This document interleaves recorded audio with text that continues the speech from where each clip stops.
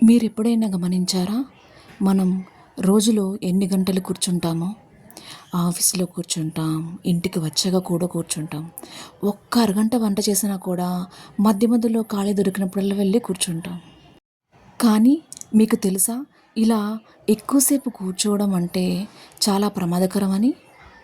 ఎందుకంటే ఎక్కువసేపు కూర్చుంటే మన శరీరం నెమ్మదిగా స్లీప్ మోడ్లోకి వెళ్తుంది.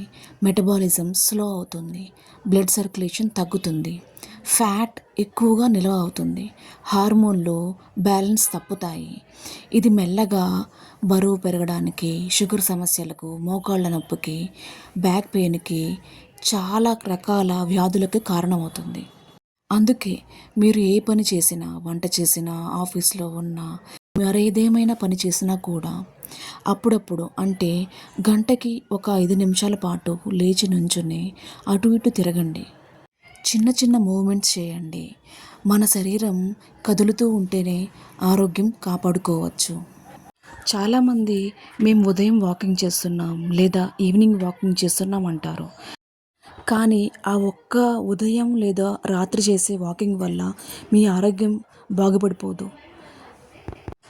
రోజస్తమానం మధ్య మధ్యలో గంట గంటకి ఒక 5 నిమిషాలు చేయడం వల్ల, చిన్న చిన్న మూవ్‌మెంట్స్ చేయడం వల్ల చాలా హెల్త్ ప్రాబ్లమ్స్‌ని సాల్వ్ చేసుకోవచ్చు. మన ఆరోగ్యం మన చేతుల్లోనే ఉంది. కొంచెం కదులుదాం.